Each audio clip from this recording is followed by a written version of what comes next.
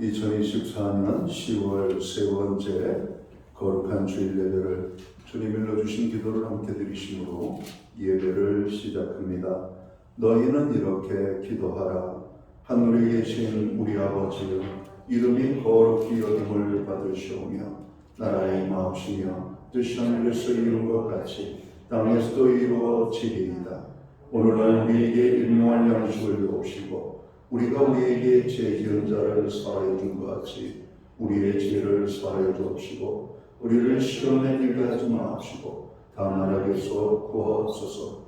대개 나라와 권세와 영광이 아버지께 영원히 있사옵나이다. 아멘. 주보에 있는 찬양으로 주님 앞에 나갑니다. 크신 주께 영광 돌리세. 하나님의 성에서 그의 거룩한 산에서 오늘 이 찬양의 고백으로 주님 앞에 나갑니다.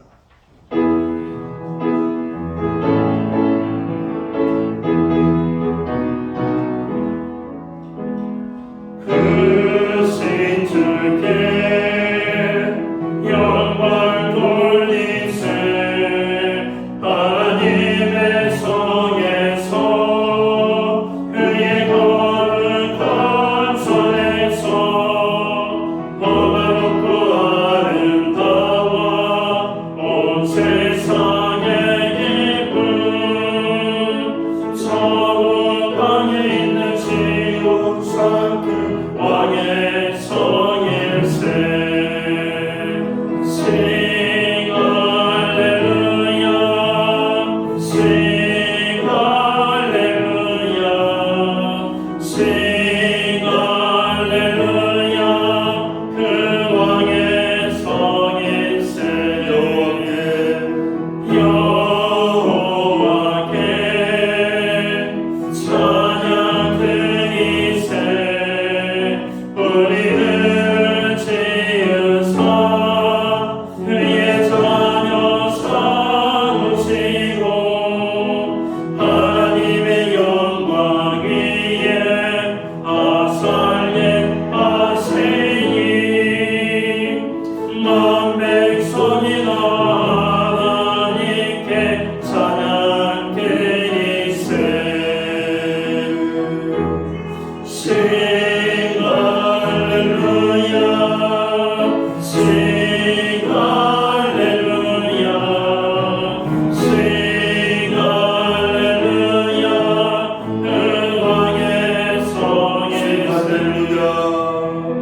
Sing Hallelujah, Sing Hallelujah, Sing Hallelujah. 그 왕의 성일세. 교도본은 32번 시편 71편 말씀을 한 절씩 교독합니다. 여호와여, 내가 주께 피하오니 내가 영원히 수치를 당하게 하지 마소서. 주여 나를 보시며 나를 풀어주시며 주의 길을 내게 이루사 나를 도와주소서. 주는 내가 항상 피하여 숨을 바위가 되소서. 주께서 나를 구원하라 명령하셨으니 이는 주께서 나의 만성이시오 나의 요새시니이다. 나의 하나님이여, 나를 악인의 손 곧 불의한 자와 흉악한 자의 장 중에서 피하게 하소서. 주 여호와여, 주는 나의 소망이시오 내가 그를 배우시려 하시라.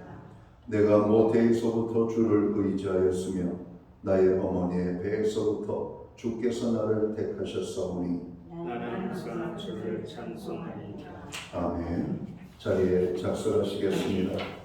찬송가 21장 찬양. 오늘 이 찬양을 하나님 앞에 영광 돌리고 드려지는 예배를 위하여 최경 목사님 기도하시겠습니다.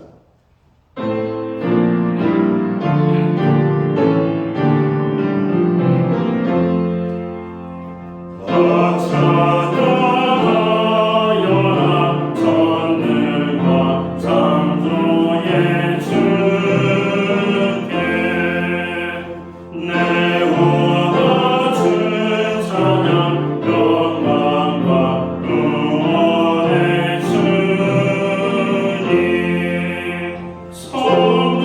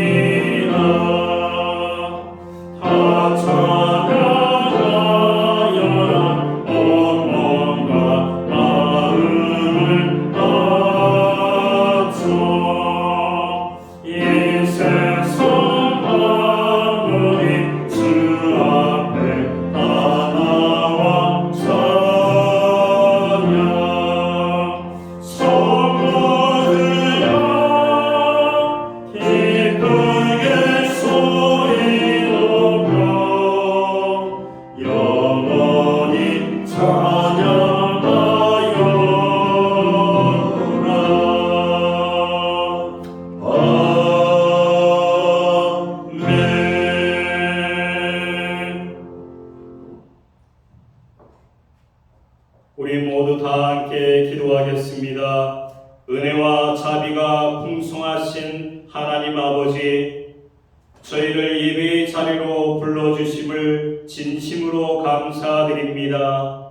주님의 은혜로 한 주간을 살아낼 수 있음을 고백하며 이 시간 주님 앞에 나아가오니 저희가 진리로 드리는 예배를 기뻐 받아 주시옵소서. 세상 속에서 받은 아픔과 짐을 내려놓고 주님의 평안 속에서 머물기를 원합니다. 저의 마음을 새롭게 하시고 저의 영혼을 회복시켜 주시옵소서. 주님의 명령을 따라 복음을 전하는 사명을 감당하도록 이곳에 우리 교회를 세워주신 은혜에 감사드립니다. 말씀으로 성령 충만한 성도가 되게 하시고 예비하며 구제하고 전도하는 믿음의 공동체에서 항상 깨어 기도하며 섬기는 구원의 방주가 되게 하여 주시옵소서. 주님, 여러 모양으로 고통받는 성도들이 있습니다. 마음에 고통받는 이들에게 찾아와 주시고 위로와 힘을 주시옵기 원합니다. 병들어 몸이 피곤한 이들에게 권능의 손으로 강건케 하여 주시옵소서. 기도와 간구에 귀 기울여 주시고 응답하여 주시옵기 원합니다. 하나님, 수시와 정시를 준비한 학생들을 함께하여 주시옵기 원합니다. 끝까지 잘 이겨나갈 수 있도록 은혜 내려 주시옵기 원합니다. 각종 시험을 준비합니다. 좋은 결과가 임하게 하여 주시옵소서. 하나님, 배우자를 허락하여 주시옵기 원합니다. 믿음의 배우자를 만나게 하여 주시옵기 원합니다. 주일 성수할 수 있는 직장을 허락하여 주시옵기 원합니다. 우리 자녀들을 붙들어 주시고 믿음 안에 굳건하게 쓸 수 있는 믿음의 사람으로 살아갈 수 있도록 우리 자녀들을 붙들어 주시옵소서. 이 나라 대한민국을 위하여 간절히 기도드립니다.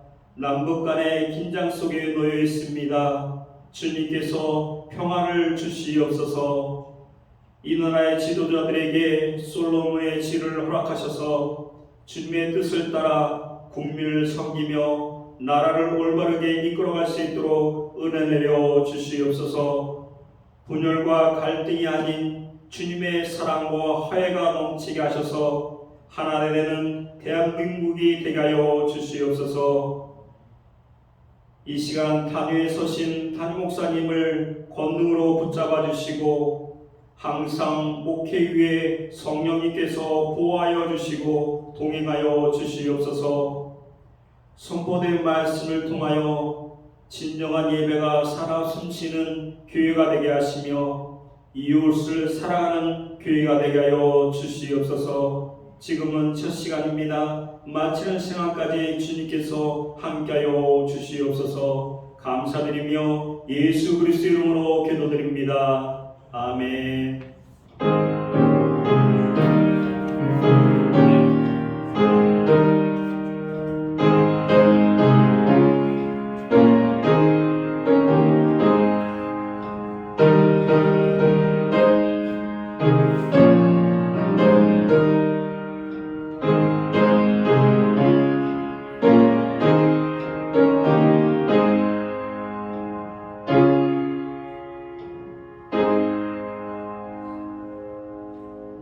셋째 주 교회와 성도들에게 주시는 하나님의 말씀입니다. 함께 보실 주의 말씀은 신약 성경 275면 고린도전서 10장 31절 말씀에서 마지막 절 33절 말씀까지입니다. 찾으신 말씀을 한 절씩 교독하는 방법으로 말씀을 봉독하겠습니다. 제가 먼저 31절 말씀을 봉독합니다. 그런즉 너희가 먹든지 마시든지 무엇을 하든지 다 하나님의 영광을 위하여 하라.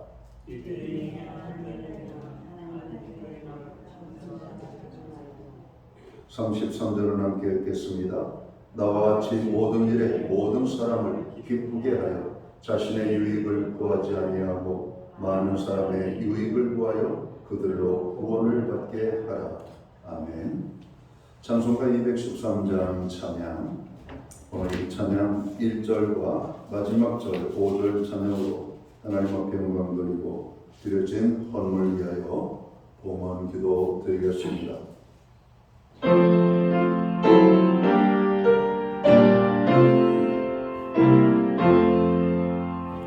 나의 생명 드리니 주여 받아 주셔서 세상 사랑 알고나 찬송하게 하소서. 나의 시간 드리니 나의 시간 드리니 주여 받아 주셔서 평생도록 주님의 봉사하게 하소서. 아멘.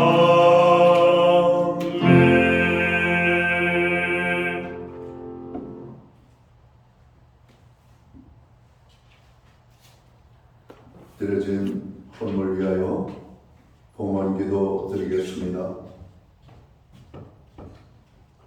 모든 생명의 구주가 되시며 우리의 삶의 크고 작은 모든 일들 가운데 함께 하시는 창조주 여호와 하나님 아버지, 우리에게 복된 거룩한 성회를 허락하시고 이 날을 기억하게 하시며 아버지의 백성들로 하여금 주의 전을 향하여 나아가게 하시고 거룩하신 하나님의 성호를 찬양하며 경배하며 예배할 수 있는 은혜를 주셔서 진심으로 감사함을 드립니다. 우리가 드리는 이 예배가 하나님께서 기뻐 받으시는 신령과 진정으로서 드려지는 예배되게 하여 주시옵소서. 예배하는 하나님의 사람들 한 사람 한 사람을 기억하시고 저들의 삶 속에 주님 놀라운 은혜와 축복으로 함께해 주시기를 원합니다. 죄의 무거운 짐진 자들에게 평강을 주시옵고 질병으로 인하여 고통당하는 자들을 치료하시며 삶의 여러 가지 어렵고 힘든 일에 지쳐있는 자들에게 하나님의 신과 평강으로 함께해 주시기를 원합니다. 여호와 하나님을 만나기를 사모하고 바라는 모든 심령들마다 하나님을 만나는 예배의 자리가 되게 하여 주옵소서. 한 영혼도 거저왔다 거저가는 심령이 없도록 하나님의 풍성한 은혜를 경험하는 축복된 예배가 될 수 있도록 주관해 주옵소서. 지난 한 주간을 돌아봅니다. 모든 것이 주의 은혜였음을 고백합니다. 하나님, 오늘 우리에게 베풀어 주신 그 모든 은혜를 기억하며 주님 앞에 정성된 헌물로 봉헌의 예물을 올려드립니다. 11조의 예물, 각종 제목의 감사의 예물들, 그리고 목적성 예물과 주일연금으로 주님 앞에 드립니다. 드려진 모든 손길들을 받아주시옵소서. 저들을 기억하여 주옵소서. 믿음으로 드리는 예물에 하나님 복 주시고 하나님 함께해 주시기를 간절히 소원합니다. 하늘 복 내려주시고 땅의 복으로 풍성케 하시며 영육간에 강건함을 주시고 부르짖어 간구하는 기도에 응답을 주시며 손대는 모든 일들과 발로 밟는 지경을 주님께서 넓혀주시고 풍성한 열매를 거두게 하여 주옵소서. 가정에는 화목을, 일터에는 하나님의 풍성의 축복을, 선물로 주신 자녀의 삶 속에는 하나님의 함께하심과 동행하심으로 인한 간증의 고백이 넘쳐나게 하여 주옵소서. 교회의 중보기도에 주님 역사하시고 응답해 주심을 감사합니다.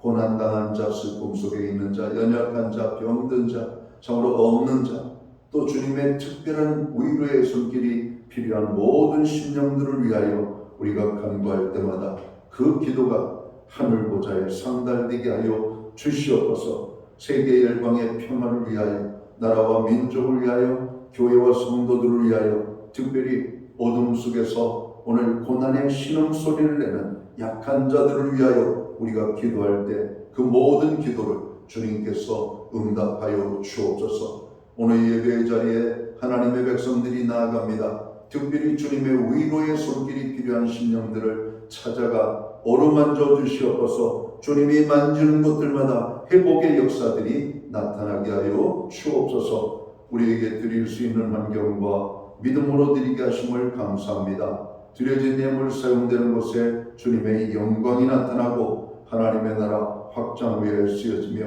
주의 복음이 땅끝까지 전파되는 일에만 온전히 아름답게 사용되게 하여 주옵소서. 오늘 또 예배의 자리에 나가는 모든 신령들을 하나님 마음껏 축복하여 주셔서 저들이 하나님이 우리에게 복 주시는 하나님이심을 온전히 경험케 하여 주옵소서. 예수님께 하신 이름으로 감사드리옵고 봉헌기도 드리옵나이다. 아멘.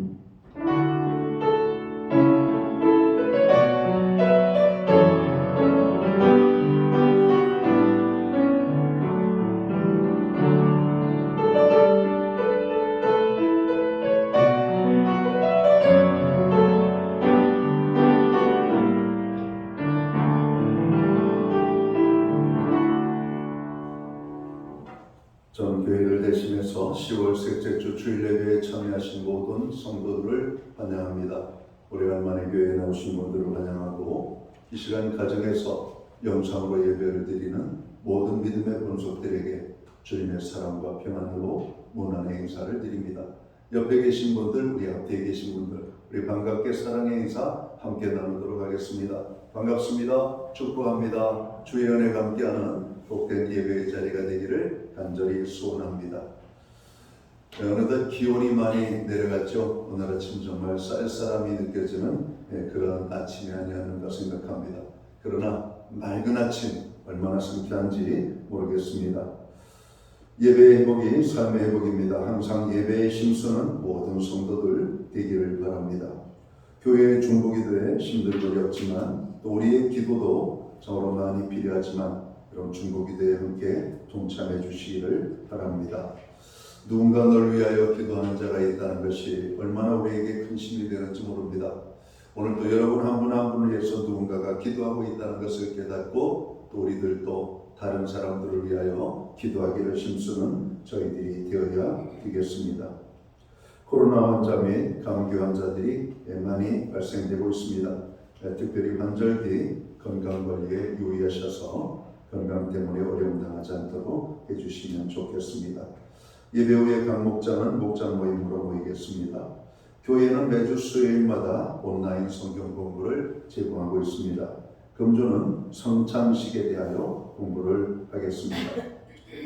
다음 주는 주님의 몸과 피에 참여하는 성찬 예배, 성찬식이 있죠. 우리가 기도하고 성찬에 합당한 준비를 해주시면 좋겠습니다. 교회 신방 혹은 상담에 필요한 교우들께서는 교회 사무실에 말씀해 주시면 되겠습니다.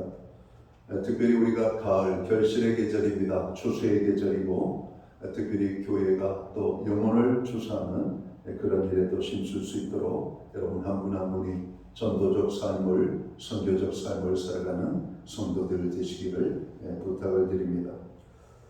시험을 앞두고 있는 수험생들이 많이 있습니다. 수험생들을 위하여 기도해 주시고 또 여러 가지 많은 준비하는 일들, 우리 젊은이들을 위하여 기도해 주시면 좋겠습니다. 특별히 건강으로 인하여 어려움 속에 있는 교우들이 많이 있습니다. 건강의 회복을 위하여 여러분 기도해 주시기를 부탁을 드립니다. 기타 다른 교회 소식은 주보를 참고해 주시고 여러분 기도할 때마다 또 교회를 위하여 고통당하는 우리의 형제 지체들을 위하여 여러분 기도해 주시기를 바랍니다. 오늘 우리는 신약성경 고린도전서 10장 31절에서 마지막 절 33절까지의 말씀을 봉독했습니다. 이 말씀을 중심으로 성도가 힘써야 할 삶이라는 제목을 가지고 함께 은혜의 말씀을 나누고자 합니다. 예수 믿고 구원함을 받은 성도는 어떻게 살아야 할까요? 물론 이 질문 자체가 상당히 모호합니다. 그러나 우리가 이렇게 질문에 답을 하지 못할 정도로 복잡한 지문이라고 난해한 지문이라고 생각은 되지 않습니다. 오늘 본문 31절 말씀입니다. 너희가 먹든지 마시든지 무엇을 하든지 다 하나님의 영광을 위하여 하라고 말씀하고 있습니다. 바울은 그의 삶의 의미와 가치를 하나님께 영광을 돌리는 일에 두고 살았음을 고백합니다. 로마서 14장 8절에 보면 우리가 살아도 주를 위하여 살고 죽어도 주를 위하여 죽나니 그러므로 사나 죽으나 우리가 주의 것이로다 말씀합니다. 고린도전서 6장 19, 20절의 말씀은 너희는 너희 자신의 것이 아니라 값으로 산 것이 되었으니 그런즉 너희 몸으로 하나님께 영광을 돌리라고 말씀합니다. 빌립보서 1장 20절과 21절에도 살든지 죽든지 내 몸에서 그리스도가 존귀하게 되게 하려 하나니 이는 내게 사는 것이 그리스도니 죽는 것도 유익함이라 이렇게 말씀합니다. 이처럼 바울은 오직 하나님의 이름만 높여드리고 오직 예수님의 이름만 자랑하고 증거하면서 살았습니다. 우리가 하나님께 영광을 돌린다라는 말은 모든 생각과 삶을 하나님께 두고 살아가는 것을 말합니다. 내가 어떻게 하면 하나님을 기쁘시게 할 수가 있을까? 어떻게 하면 하나님의 이름을 더 높여드릴 수가 있을까? 어떻게 하면 하나님의 뜻을 온전히 이루어드릴 수 있을까? 이렇게 늘 하나님만 생각하면서 하나님께서 좋아하신 일들을 생각하며 살아가는 그것이 하나님께 영광을 돌리는 삶인 줄 믿습니다. 그러므로 우리는 다른 어떤 것보다도 내가 왜 사는지, 무엇을 위하여 사는지, 나는 누구를 위하여 사는지에 대한 이 삶의 목적들을 우리가 분명하게 정의를 하고 살아갈 필요가 있습니다. 오늘 본문은 성도들이 어떻게 살아야 한다고 말씀하고 있습니까? 성도는 하나님의 영광을 위하여 살아야 된다라고 오늘 말씀합니다. 31절을 또다시 봅니다. 그런즉 너희가 먹든지 마시든지 무엇을 하든지 다 하나님의 영광을 위하여 하라고 말씀합니다. 이처럼 성도인 우리는 하나님을 기쁘시게 하는 삶을 살아야만 합니다. 왜 그렇게 살아야 합니까? 우리들은 죄와 허물로 죽었던 사람들입니다. 그런데 그런 우리를 살리시기 위하여 하나님께서는 독생자 예수를 세상에 보내사 십자가에 달려 죽게 하심으로 우리를 구원하셨다라고 말씀하고 있기 때문에 그렇습니다.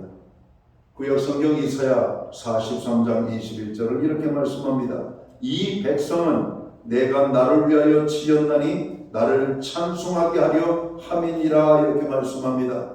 하나님께서 우리를 구원해 주신 목적이 뭐라고 말씀합니까? 찬송으로 하나님 앞에 영광을 돌리는 데 있다라고 말씀하고 있는 겁니다. 우리가 모일 때마다 찬양하는 이유가 바로 그것입니다. 사람에게 대한 찬양이 있어서는 안 되죠. 오직 전능자이시며 창조자이시며 모든 생명의 주인이 되시는 창조주 여호와 하나님, 그분만을 우리가 찬양할 수 있는 여러분 존재, 여러분 그분을 찬양하는 것, 그분만이 찬양을 받으시기에 합당하신 분임을 말씀하고 있습니다. 오늘 하나님께서 우리들을 바라보시는 것도 마찬가지입니다. 이런 점에서 우리의 인생은 절대로 시시하지 않습니다. 우리를 그냥 이렇게 살다가 죽어버리면 그만인 그런 하찮은 존재로 하나님이 우리를 지으시지 않았다라고 하는 말씀이죠. 우리 모두는 다 하나님께 영광을 돌리는 삶을 살도록 지음을 받은 존재입니다. 그것을 깨달을 때 우리의 삶에 정말로 놀라운 일들이 일어나게 됩니다.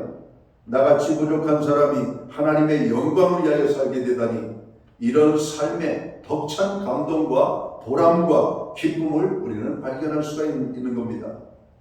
제가 예수님을 만나고 정말로 그 구원의 기쁨과 감격이 넘쳐서 미친 사람처럼 씩씩 웃고 다녔던 적이 있었습니다. 얼마나 좋은지, 주님이 나의 주님이 되신다는 것, 내가 그 전능자이신 하나님의 구원의 기쁨을 얻었다니, 나 같은 자가 택함을 받았다니 생각하면 생각할수록 너무나 귀하고 감사하고 행복한 겁니다. 저절로 웃음이 나옵니다. 무슨 일을 해도 여러분 그 즐거움 속에서 그 일을 할 수가 있었습니다. 학교에 가는 것도 즐겁고 친구를 만나 노는 것도 좋고 일하는 것도 좋고 무엇을 하든지 예수님 안에서 나의 존재가 어떤 존재인지를 깨닫게 되었을 때 그 기쁨은 이루 말할 수가 없었던 저의 삶에 여러분 경험이 있습니다. 우리가 예수님을 믿고 그리스도인이 되었다는 말은 인생의 목표가 바뀌었다라고 하는 말입니다. 이전에는 세상에서 성공하고 출세하는 것이 목표였다면 지금은 예수님이 내 인생의 새로운 목표가 되었다라고 하는 뜻입니다. 내가 예수님을 알기 전에는 사람들을 믿고 의지하면서 살았습니다. 그러나 지금은 오로지 예수님만 믿고 의지하면서 살아가는 하나님의 사람이 되었음을 말씀하는 겁니다. 바울은 빌립보서 1장 20절 21절에서 살든지 죽든지 내 몸에서 그리스도가 존귀하게 되게 하려 하나니 말씀합니다. 이는 내게 사는 것이 그리스도니 죽는 것도 유익함이라고 말씀합니다. 그러니까 초대교회에 많은 순교자들이 나왔던 이유가 바로 이러한 고백 때문에 그런 겁니다. 예수님을 위하여 죽는 것을 자랑스럽게 여기고 최고의 영광으로 여겼고 많은 고난 속에서도 예수님을 부인하지 아니하고 그 예수님의 이름을 자랑스럽게 고백하면서 고난을 기쁨으로 받았던 많은 믿음의 선조들의 모습이 바로 이러한 삶의 이런 이유 때문이 아닌가 생각합니다. 예수님을 믿는다는데 고난이 있다는 것, 그것은 나쁜 것이 아니라 좋은 것입니다. 우리가 예수님을 제대로 믿고 있기 때문에 그런 겁니다. 예수님을 믿는 자에게는 약간의 고난이 얼마나 우리에게 기쁨이 되는지 모릅니다. 하나님의 자녀가 된 우리들은 썩어지고 없어질 세상의 가치관이나 권력이나 즐거움이 우리의 인생의 목표가 될 수가 없습니다. 장로교의 소요리 문답에 보면 이런 질문이 나옵니다. 사람의 제일 되는 목적이 무엇입니까? 그에 따른 대답은 하나님을 영화롭게 하는 데에 있습니다 라고 말합니다. 우리가 무엇을 하든지 하나님의 영광을 생각하면 삶의 기준이 더 확실해지고 분명해집니다. 우리가 어떤 일을 하든지 하나님께 영광을 참으로 위하여서 할 때 하나님께서 우리의 부족함과 연약함을 도와주십니다. 우리가 일하고 수고한 대로 살아갈 수 있도록 도와주십니다. 오늘 우리에게 하나님께서 어떤 존재인지를 새롭게 발견하고 정립하는 가운데 오늘 바울의 고백처럼 우리가 먹든지 마시든지 무엇을 하든지 하나님의 영광을 위하여 살아가는 다짐과 결단이 있는 저희들이 되어야 할 것입니다. 오늘 말씀 성도는 또 어떻게 살아야 된다고 말씀하고 있습니까? 성도는 교회 안에서 걸림돌이 되지 말라고 말씀하고 있습니다. 오늘 본문 32절에 있는 말씀을 볼까요? 유대인에게나 헬라인에게나 하나님의 교회이나 거치는 자가 되지 말라고 말씀하고 있습니다. 여러분, 길을 걷다 보면 이런 경험들을 한 번씩은 모두 하지요. 무언가에 발에 걸려서 넘어지는 경우입니다.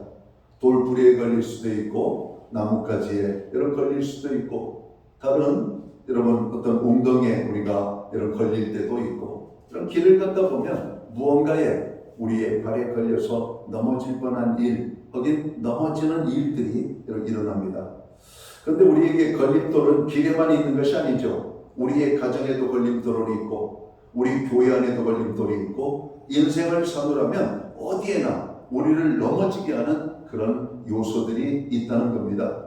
특히 우리 믿는 자들은 그런 걸림돌이 되어 하나님의 일을 방해하는 일이 없도록 해야 할 것이라고 말씀하고 있는 겁니다. 여러분, 우리가 세상에는 많은 돌들이 있죠.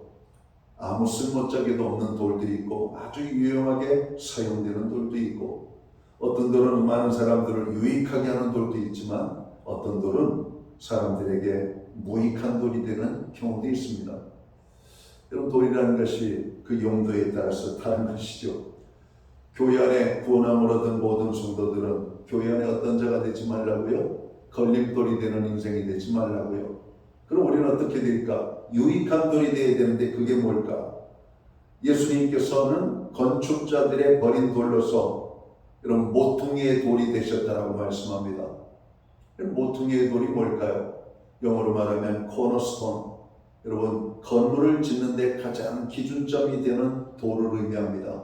모서리로부터 벽체를 쌓아가서 기초를 완성하고 그 위에 건물들을 세워가는 바로 기준점이 되는 바로 그 돌이 머릿돌, 이 코너스톤, 여러분 모퉁이 돌이라고 말씀합니다. 예수님이 우리 인생의 집에 첫 돌이 되셔야만 합니다. 잘못된 돌을 넣었다면 그 돌을 빼버리고 예수 그리스도라고 하는 이 모퉁이 돌을 우리의 인생 가운데 세워야 돼요. 그리고 신앙의 집을 세워가야 됩니다. 여러분 또 유익이 되는 돌들이 있잖아요. 우리가 개울을 건너가기 위해서는 다리를 건너가거나 뭔가 우리가 물에 젖지 않도록 안전하게 건너가는 방법들이 필요한데, 여러분 개울을 건너가는 여러 요소들 가운데 징검다리라고 하는 여러분 다리가 있잖아요. 여러분 발을 딛는 곳들마다 돌들을 놔서 물에 빠지지 않고 안전하게 물에 젖지 않고 건너가도록 놓여 있는 돌. 우리가 높은 곳으로 올라가려면 높은 곳에 올라갈 수 있도록 돕는 계단돌이 있죠. 그러한 모든 돌들을 우리는 디딤돌이라고 합니다. 디딤돌. 우리는 누군가의 인생에 걸림돌이 되지 말고 누군가는 나를 밟고 그의 유익한 목적을 향하여 나아갈 수 있도록 하는 그런 돌. 우리 예수님을 가리켜 성경은 또다시 무슨 돌이라고 말합니까? 보배롭고 산돌이라고 말씀합니다. 산돌이신 예수님. 여러분 리빙스톤이에요. 리빙스톤. 우리가 아프리카의 탐험가 선교사였던 리빙스톤의 이름이 생각나잖아요. 산돌입니다. 산돌. 살아있는 돌. 예수님이. 여러분 우리는 그러한 돌들이 여러분 되어야 되겠죠. 누군가에게 유익이 되고 그의 인생에 성공을 위하여 밟고 올라갈 수 있도록 하는 그런 돌. 어떤 분이 이런 얘기를 했습니다. 인생을 잘 살려면 힘을 빼고 살아야 한다고 말합니다. 뭐 이런 이야기들은 우리가 한두 번 다 들어보지 않았을까 생각합니다. 인생을 살다 어려운 일을 만나면 아이고 우리가 인생을 살려면 빳빳하게 힘써서는 안 돼. 힘을 빼고 살아야 돼. 여러분 술 취한 사람이 넘어지면 그렇게 큰 부상을 입지 않는데요. 왜냐하면 이 몸이 흔들흔들 부들부들하기 때문에 그렇다는 겁니다. 근데 안 넘어지려고 내 힘으로 넘어짐을 막으려고 무리하게 힘을 쓰면 여러분 어디가 부러진다는 겁니다. 이런 힘을 뺐을 때 얼마나 좋은가. 운동 경기 중에 유도라고 하는 경기가 있죠. 유도는 사람들의 몸의 유연성을 길러주는데 최고의 이런 운동입니다. 유도는 넘어지는 운동이죠. 넘어지는데 안 다치게 넘어지는 겁니다. 아주 부드럽게 넘어지는 거예요. 그래서 유도를 배우면 제일 먼저 배우는 것이 몸을 부드럽게 만드는 일이에요. 목을 부드럽게 만들고 몸을 부드럽게 만들고 넘어져도 다치지 않도록 그냥 부드럽게 유연하게 넘어지도록 하는 겁니다. 그래서 유도의 가장 중요한 것 중에 하나가 낙법입니다. 낙법, 떨어지는 법. 우리가 많은 사람들이 넘어지면 골절을 입고 고관절이 깨지고 팔뚝이 부러지고 여러 가지 많은 여러분 타박, 여러분 골절상을 입는 이유 중에 하나가 넘어질 줄 모르기 때문에 그래요. 넘어질 줄. 어린아이들은 넘어져도 잘 안 다치죠. 몸이 부드럽기 때문에 그래요. 근데 연세가 높으신 어르신들은 넘어지면 뼈도 약하지만 잘 부러지고 많이 다칩니다. 몸이 부드럽지 못하기 때문에 그래요. 뻣뻣하기 때문에 앉았다 일어나기만 해도 아이고 소리가 저절로 나오지 않습니까? 몸이 온몸이 여러분 굳어져서 그런 현상들이 나타나는 겁니다. 자, 인생을 살려면 힘을 빼야 된다고 말합니다. 악기를 연주하거나 운동을 할 때 가장 기본이 되는 것이 바로 힘을 빼는 것입니다. 피아노를 치려면 손가락에 힘을 빼야 하고, 탁구나 테니스나 골프를 하려면 어깨와 팔에 힘을 빼야 하고, 수영을 하려면 온몸에 힘을 빼고 나를 물에다 맡겨야 합니다. 여러분 그런 얘기 많이 듣잖아요. 저도 테니스를 처음 배울 때 그냥 폼만 좋게 하려고 했는데 힘을 빼라고 합니다. 힘을 빼라고. 탁구를 칠 때도 힘을 빼라고 합니다. 여러분 인생을 살 때도 우리가 잘 살려면 여러분 힘을 빼고 살아야 돼요. 힘주고 사는 인생들 보면 별로 유익함이 없습니다. 자, 이처럼 하나님의 일을 할 때도 몸에 힘이 잔뜩 들어가 있는 사람은 하나님이 쓰시지 않는다는 사실입니다. 하나님이 우리를 쓰실 때 힘이 다 빠질 때까지 기다리십니다. 그래도 힘이 빠지지 않으면 오늘 그 사람을 고난 속에 집어넣어 가지고 그 고난에서 허우적거리면서 힘이 다 빠지도록 하죠. 이런 연단의 과정을 통해 힘이 다 뺀 다음에 하나님은 우리를 사용하십니다. 나는 아무것도 아닙니다. 내 힘으로는 도저히 아무것도 할 수 없습니다. 주님 도와주십시오 라고 고백할 때 우리를 들어 사용해 주신다라고 하는 겁니다. 기도를 할 때도 마찬가지입니다. 나에게 무언가 힘이 남아있고 아직도 내가 쓸 수 있는 어떤 것들이 남아있다면 우리의 기도는 믿음의 기도의 자리로 나가기가 어렵죠. 모든 것 다 해봤지만 우리의 뜻대로 안 됩니다. 그때야 비로소 하나님 도와주십시오. 하나님의 도우심이 아니면 안 됩니다. 하나님만이 이 일을 하실 수가 있습니다. 우리가 병원을 의지하고 세상의 어떤 테크닉을 의지하고 새로운 신약을 의지하고 여러분 새로운 어떤 이런 메소드를 개발하는 이런 것들이 아니라 하나님만이 치료하실 수가 있고 하나님이 고치실 수가 있고 하나님만이 낫게 하실 수가 있고 하나님만이 우리의 가정을 변화시킬 수 있다라고 하는 여러분 이런 믿음이 우리의 모든 힘이 빠졌을 때 여러분 고백할 수 있는 것들이라고 하는 겁니다. 여전히 우리는 많은 기도를 하지만 힘 있는 기도입니다.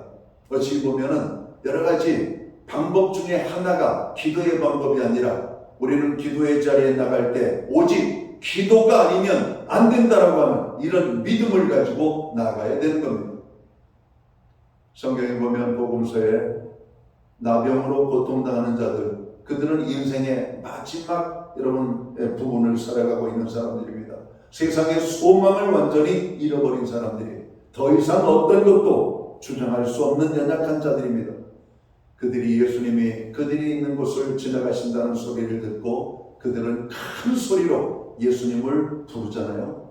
다윗의 자손 예수여 우리를 불쌍히 여겨 주옵소서. 그들의 부르짖음은 거의 절규에 가까운 것이었습니다. 많은 사람들이 그들의 부르짖음을 제지했습니다. 조용히 하라고, 떠들지 말라고, 그런다고 너의 인생이 달라지는 것이 아니라고. 그러나 그들은 주님을 향하여 크게 부르짖었습니다. 길을 가시는 예수님의 발걸음을 멈추어 세웠습니다. 그리고 예수님이 그들을 향하여 나아가십니다. 그리고 그들을 치유하시는 사건을 경험합니다. 그들을 바라보시며 그들을 긍휼히 여기셨다 말씀하시고 하나님 앞에 우리가 불쌍한 존재가 되어야 됩니다. 주님의 은혜가 아니면 안 됩니다. 주님밖에는 하실 수가 없습니다. 오직 주님만이 나를 세우실 수가 있습니다라고 하는 바로 이런 고백이에요. 바로 그 대표적인 사람이 모세입니다. 모세는 그의 인생 처음 40년은 자신이 대단한 존재인 줄 알고 살아갑니다. 애굽의 권세와 전능으로 동족을 구원하고자 했지만 오히려 미디안 광야로 도망가는 신세가 되죠.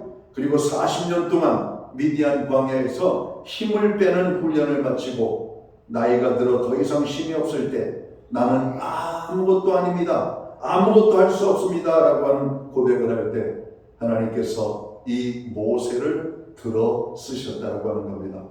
이스라엘을 구원하는 일에 모세를 보내는 거예요. 모세의 나이 80에 애굽으로 하나님의 구원의 메신저를 가지고 여러분 애굽의 바로 왕을 향하여 나아가는 모세를 봅니다. 모세가 힘 있을 때 큰 일을 했던 것이 아니라 그가 나이가 많아 아무것도 할 수 없다라고 하는 여러분 삶 속에 있을 때 하나님은 그를 찾아가 부르셨다라고 하는 겁니다. 여러분 우리가 세상을 살아가면서도 힘을 빼야 되지만 특별히 하나님 앞에 우리가 설 때 힘을 뺄 수 있게 되기를 주의 이름으로 축원합니다. 가진 것이 있습니까? 내가 권력을 가지고 있습니까? 물질을 가지고 있습니까? 건강을 가지고 있습니까? 여러분들이 내세울 만한 어떤 것이 있습니까? 그거 아무것도 아닙니다. 그것이 나의 여러분 조그만 부분도 변화시킬 수가 없습니다. 단지 삶에 약간의 유익이 있을 뿐입니다. 여러분 믿음의 사람들은 그것들을 의지하지 않고 오직 하나님만을 바라보는 겁니다.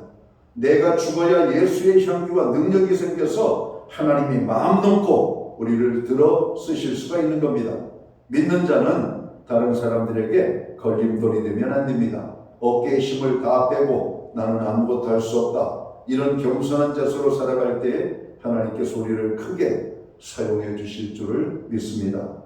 바울은 예수님을 믿기 전에는 거침돌이었습니다. 하지만 다메섹 도상에서 부활의 주님을 만난 이후로 그는 변화되어 하나님께 영광을 돌리는 삶을 살게 됩니다. 복음을 전하는 삶을 살게 됩니다. 많은 사람들이 바울이라고 하는 디딤돌을 밟고 주님께로 나아가는 그런 여러분 전도적 삶을 살게 되는 겁니다. 성도인 우리는 걸림돌이 되지 말고 방해꾼이 되지 말고 할 수만 있다면 양보해주고 참아주고 기다려주고 또 다른 사람들에게 유익을 주는 그런 삶을 살도록 해야만 합니다. 하나님께서 우리에게 주신 삶을 유익하게 살아가는 저와 우리 모두가 되어야 될 것입니다. 자, 오늘 본문 말씀이 우리에게 마지막으로 주는 성도는 어떻게 살아야 된다라고 말씀하고 있습니까? 성도는 영혼을 살리는 삶을 살아야 될 것을 말씀합니다. 33절 말씀을 봅니다. 나와 같이 모든 일에 모든 사람을 기쁘게 하여 자신의 유익을 구하지 아니하고 많은 사람들의 유익을 구하여 그들로 구원을 받게 하라고 말씀하고 있습니다. 성도는 내 이익보다는 다른 사람들을 유익하게 하는 삶을 살아야 합니다. 그렇게 살아가야 하는 이유는 영혼 구원을 위하여서라고 말씀합니다. 우리가 왜 세상 속에서 빛과 소금의 직분을 감당하며 살아야 됩니까? 우리를 통해서 주님을 만날 수 있도록 우리가 구원의 징검다리가 되라는 겁니다. 예수 믿는 그 한 사람 때문에 우리가 주님께로 또 다른 사람들이 올 수 있도록 그 길을 만드는 사람들이 되어야 된다는 것이죠. 사람들이 일상적으로 통행하는 길을 막는 것을 방해하고 회방하는 행위라고 말합니다. 어느 아파트 단지에서는 많은 사람들이 자기 아파트 단지의 한복판을 가로질러 다니는 것을 싫어해서 여러분 통로를 막아버렸다고 그러잖아요. 신문에서 몸매를 맞았습니다. 사람들이 이기적이다. 자기들도 다른 사람들 다 동네 마을 아파트 단지를 돌아다니면서 자기 동네 사람들이 편리하게 다니는 거 사람들이 다니는 거 싫다고 아파트 입구를 막아버린 행위. 여러분 오늘 지금도 이 땅에 그런 사람들이 많잖아요. 왜 사람들이 다 다른 길 두고 왜 아파트 단지를 돌아다니지? 여러분 우리들도 다 그렇게 다니고 있습니다. 그런데 우리만 편안하자고 우리만 좋다고 많은 사람들이 편안하게 다니는 길을 막아버린다? 상당히 이게 이기적인 겁니다. 어떤 마을 단지는 이 집값을 담아보려는 여러분 이런 일들도 행하였죠. 집값 싸게 오면 막 가가지고 항의하고 부동산에 가가지고 항의하고 왜 우리 동네 아파트가 왜 이거밖에 안 되냐? 옆 동전이 이만큼인데. 여러분 집단 이기주의라는 것이 얼마나 무서운 현상으로 나타나는지 우리는 잘 알아야 됩니다. 오늘 예수 믿는 사람들이 있는 곳, 교회가 있는 곳은 여러분 많은 사람들이 행복감을 느껴야 돼요. 여러분 교회가 있다는 것이 얼마나 좋은 것인지. 여러분 우리는 영혼 구원을 위하여 어떻게 살아야 되는가? 그들에게 모든 것. 요즘 건물들마다 여러분 이렇게 1층의 화장실들을 다 잠가놓죠. 여러분 자기 건물에 용무가 없이 온 사람들까지도 화장실을 사용하니까 화장실이 너무나 지저분하게 되는 겁니다. 그러니까 막아버려요. 잠궈놓고 자기들만 씁니다. 과거 한때는 여러분 1층에 있는 건물들 화장실을 열어놓는 캠페인을 벌였었죠. 근데 이 두 가지 다 문제가 있어요. 하나는 조금 더 나에게 유익이 있으려고 열지 않는 것. 또 그것을 사용하는 사람들은 또 깨끗하게 뒷사람들을 위하여 다른 사람을 위해서 더 조심스럽게 사용해야 되는데 막 사는 겁니다. 휴지도 막 쓰고 지저분하게 만들어 놓고 누가 여러분 오픈을 하겠어요? 누가 열어놓겠어요? 여러분 교회들도 때로는 문이 잠겨 있는 경우가 많습니다. 여러분 이런 어떤 이기주의적인 것들이 여러분 우리의 삶에 여러 가지 많은 여러분 이유들이 있는 것이죠. 우리나라 명산에는 유명한 사찰들이 있습니다. 산에 올라가면 내기 싫어도 내야 되는 문화재 관람료라고 하는 것이 입장료로 붙어 있습니다. 여러분 그것 때문에 문매를 맞았잖아요. 그것 때문에 많은 사찰들이 여러분 그 입장료를 포기하는 선언을 하는 사찰들이 발생하기 시작합니다. 이 입장료 수입 대단하죠. 여러분 아마 설악산에 찾는 수많은 단품 관광객들, 그리고 단품 관객들 뿐입니까? 우리나라 설악산은 봄, 여름, 가을, 겨울 어느 계절이나 상관없이 많은 사람들이 찾아가는 그 산, 조금 올라가려면 거기에 있는 돈을 받아요. 얼마나 짜증나는지, 얼마나 마음이 불편한지 모릅니다. 그 돈 조금 받아가지고 뭘 하려고. 많은 사람들이 공유할 수 있도록 하는 것. 사는 온 국민이 다 누려야 되는 아름다운 자연경관 아닙니까? 4차는 근처에도 안 가는데 문화재 관련자라는 것이 포함이 되어 있습니다. 그것이 많은 사람들을 불편하게 만들어요. 완전하게 만들어요. 여러분, 이런 어떤 것들이 성도는 내 이익보다 다른 사람들을 유익하게 하는 삶을 살아야만 합니다. 그렇게 살아가야 하는 이유는 영혼권을 위하여서라고 하는 말씀이죠. 내가 아니고 남을 위해서 사는 것이 가장 가치 있는 삶입니다. 이번 주간에 신문을 보니까 성수대교가 무너진 지 30년이 되는 해입니다. 1994년에 성수대교가 무너졌습니다. 저도 그 현장에는 있지 않았지만 그 현장에 그 성수대교가 붕괴되기 직전에 제가 그 강북도로를 달려가고 있었습니다. 그리고 갈등을 하고 있었어요. 성수대교를 건너갈 것인가 아니면 저쪽 다른 대교를 건너갈 것인가. 왜냐하면 저는 그때 곤지암을 향해서 가고 있었거든요. 그런데 마침 그냥 강변북로로 따라가다가 다른 도로를 갔습니다. 목적지에 도착하고 난 다음에 아침에 성수대교가 붕괴되었다는 소식을 들었습니다. 그리고 많은 사람들이 목숨을 잃었다는 얘기를 들었습니다. 오늘 거기에서 한 그 교대생이 여러분 학교에 실습을 나갔다가 여러분 나가는 등굣길에 여러분 참사를 당해서 죽은 한 여인의 소식이 신문에 실렸습니다. 그 학생이 죽은 다음에 그의 어머니가 그의 여러분 노트에서 그가 기록한 내용을 봅니다. 그가 일생에 이루기를 원하는 어찌 보면 버킷리스트죠. 해야 되는 14가지 꼭 해야 되는 일들을 기록했는데 그 일들에 대한 기사가 신문 뉴스에 실린 거예요. 그리고 그 딸의 그리고 그 누나의 삶을 우리가 한번 살아보자 하고 어머니와 아들이 여러분 작정을 하고 살아갑니다. 그리고 그 삶이 여러분 대부분 다 이루어져가는 오늘 소식을 신문 기사로 봤습니다. 거기에서 나오는 오늘 그 내용의 핵심은 뭐냐면은 그 14가지 여러분 이루기 원했던 버킷리스트는 자기의 욕망을 채우기 위한 것이 아니라 전부 다 남을 위하여서 이렇게 살아야 되겠다라고 하는 여러분 이야기가 기록되어져 있던 겁니다. 그리고 남을 위하여 사는 삶을 그의 삶에 여러분 그 남은 가족들의 여러분 삶의 여러분 삶으로 받아들이고 그렇게 산 것이죠. 그렇게 사는 것 중에 하나가 자녀를 입양해서 키우는 일도 있었습니다. 그리고 실제적으로 그의 남동생은 오늘 그의 누나의 바람대로 2 자녀를 낳고 살았지만 또 다른 2 자녀를 입양하여서 여러분 가족으로 삼아서 키운 사건을 말하고 있습니다. 여러분 오늘 우리는 남을 위하여 산다라고 말하지만 과연 우리는 무엇을 향하여서 남을 향하여 산다라고 말할까? 남을 위하여 차 한 잔, 남을 위하여 식사 한 번, 남을 위하여 우리가 조그만 선물 하나, 남을 위하여 우리가 좀 더 그 사람을 행복하게 하는 말 한마디 하는 것조차도 우리는 힘들어하고 어려워하는 시대에 살고 있습니다. 왜냐하면 그의 감정을 우리가 다 헤아리지 못하고 저 사람이 이렇게 해야 좋을지 저렇게 해야 될지 참 맞히기 어려운 때입니다. 요즘 우리 아이들이 그렇게 말합니다. 엘리베이터 안에서 인사말을 해도 하지 말라고. 여러분 그게 불편할 수 있다는 겁니다. 우리는 만나면 기존의 기성세대들은 동네 어른들을 만나면 모두가 머리를 숙여 인사를 했습니다. 근데 지금은 그렇게 그렇게 하는 것을 과잉 친절이라고 말합니다. 요즘 MZ시대는 그렇게 사는 시대가 아니라고 말합니다. 과연 그럴까? 제가 한번 물어봤어요. 모르는 사람들에게 어떤 그 인사를 하면 기분이 나쁘냐 좋냐?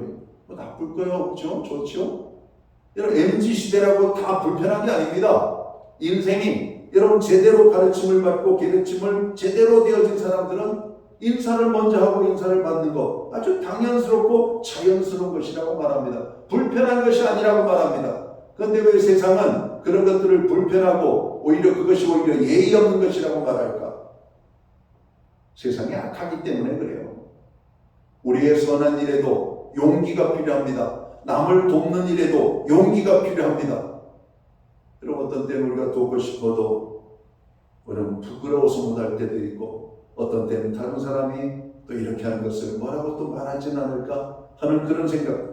여러분, 그런 거 걱정하지 말고, 여러분, 하나님이 우리에게 주신 선한 마음대로 여러분 착하게 선하게 여러분 이웃을 위하여, 유익을 위하여 여러분 내 마음에 성령의 감동을 주시는 대로 여러분 순종하는 삶을 살아가십시오. 나를 위해서가 아니라 다른 사람을 위하여 사는 삶이 얼마나 유익한 것이고 가치가 있는 것인지를 우리는 인생을 살면서 많이 느끼게 됩니다. 바로 예수님이 그런 삶을 사셨습니다. 한 번도 예수님은 자신의 주장을 내세우거나 자신의 유익을 구하지 않으셨습니다. 겟세마네 동산에서도 내 뜻대로 마시었고 아버지의 뜻대로 하옵소서라고 주님은 기도하셨습니다. 철저하게 희생하는, 철저하게 헌신하는 그런 삶을 우리 예수님은 사셨죠.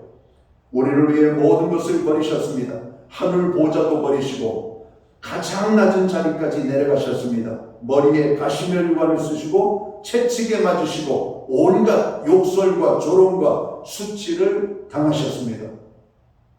더 이상 바랄 것이 없는 죄인의 자리까지 내려가셔서 결국에는 십자가에 달려 돌아가십니다. 예수님의 삶은 완전히 타인을 위한 삶이었습니다. 성도 여러분, 우리도 예수님처럼 살아야만 합니다. 우리도 예수님처럼 베푸는 삶을 살아야만 합니다. 받는 것이 주는 것보다 더 복되다라고 성경은 말하고 있습니다. 가장 가치 있는 삶은 나눠주는 삶입니다. 바울이 그렇게 살았습니다. 요즘 우리나라가 여러 가지 많은 수술을 하는데 수술하려면 피가 필요한 모양입니다. 헌혈하는 자들의 수가 확연하게 줄어들어서 일정량의 피를 여러분 보관하고 있어야 되는데, 여러분 모든 이 헌혈한 피를 보관하는 자리에 피가 부족하다는 겁니다. 여러분, 피를 나누는 거 쉽지 않은 일이죠. 그렇죠? 젊은이들 얼마나 건강 상태 좋은지 모르겠습니다. 그 열정과 뜨거움, 그 피의 뜨거움, 건강한 그들, 여러분 우리 젊은이들 또 건강이 좋으신 분들은 이 헌혈도 참여하시기 바랍니다. 피를 나눠주는 것, 생명을 나누는 것입니다. 우리의 피가 누군가의 생명을 살릴 수도 있잖아요. 누군가를 위해서 우리가 돕는 작은 여러분 우리의 어떤 기부는 그 사람을 살릴 수도 있습니다. TV를 보면은 종종 거기에 돕는 여러분 후원을 요청하는 여러분 전화번호가 뜰 때가 있습니다. 과거에는 한 번 전화를 하면 1,000원씩 받았는데 이제는 최소 2,000원, 3,000원, 어떤 건 10,000원이 나갑니다. 선뜻 여러분 전화 여러분 돌리기가 쉽지 않습니다. 그러나 우리가 어떤 것을 행할 때 작은 것이지만 그 작은 희생을 통해서 큰 여러분 선한 여러분 목적을 이루어갈 수 있음을 말씀하고 있죠. 가장 가치 있는 삶은 나누어 주는 것입니다. 생명을 나누는 것 귀한 것입니다. 바울이 그렇게 살았습니다. 고린도전서 9장 19절에 보면 내가 스스로 모든 사람에게 종이 된 것은 더 많은 사람을 얻고자 함이라 말씀합니다. 이것이 우리에게도 필요한 자세입니다. 교회와 성도들이 나의 유익을 구하지 않고 다른 사람들의 유익을 구하면서 살아갈 때 거기서 감동이 나오고 거기서 사랑이 나오고 거기에서 섬김이 나오고 거기서 열매가 나오고 구원을 이루어가게 되는 것을 우리는 믿습니다. 성도 여러분, 저와 여러분은 먹든지 마시든지 무엇을 하든지 하나님의 영광을 위하여 살아갈 수 있게 되기를 주님의 이름으로 축원합니다. 우리들은 교회 안에서 걸림돌이 되지 말고 세상 속에서 걸림돌이 되지 말고 더 많은 사람들을 위하여 디딤돌의 인생을 살아갈 수 있게 되기를 주님의 이름으로 축원합니다. 그리고 우리의 삶의 작은 하나의 행위, 또 작은 우리의 삶 때문에 또 다른 사람들이 예수님께로 나아갈 수 있는 바로 이 선교적 삶, 영혼 구원을 위한 삶을 살아간다면 하나님 앞에 최고의 아름다운 삶을 사는 것이 아닌가 생각합니다. 가을입니다. 이 가을에 오늘 우리를 통해서 하나님이 받으실 영광이 무엇인지를 생각하며 그렇게 살아가는 성도의 삶을 살아가는 이 한 주간이 되시기를 주님의 이름으로 축원합니다. 기도합니다. 하나님 아버지 고맙습니다. 우리를 예수 믿는 자들로 하나님의 자녀들로 살아갈 수 있도록 불러주심을 감사합니다. 우리가 예수님의 자로 생명을 얻었지만 어떻게 살아가야 되는지 모르고 살아가는 성도들이 많습니다. 성도는 어떻게 살아야 되는가? 하나님의 영광을 위하여 또 다른 사람들의 인생의 회방자의 삶이 아니라 유익자로 살아가는 저희들이 되기 원합니다. 우리를 통해서 복음이 가려지는 삶이 아니라 하나님의 복음이 땅끝까지 증거되어지는 삶을 살게 하여 주옵소서. 그렇게 살아가는 자들에게 하나님 함께하여 주시옵소서. 그들을 축복하여 주옵소서.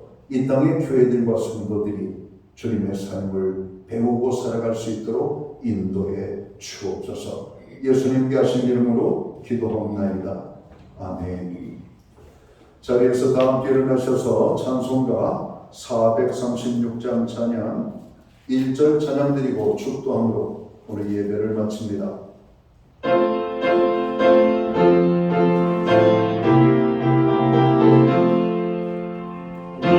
이제 주님의 새 생명으로 옛 것은 지나고 새 삶이로다.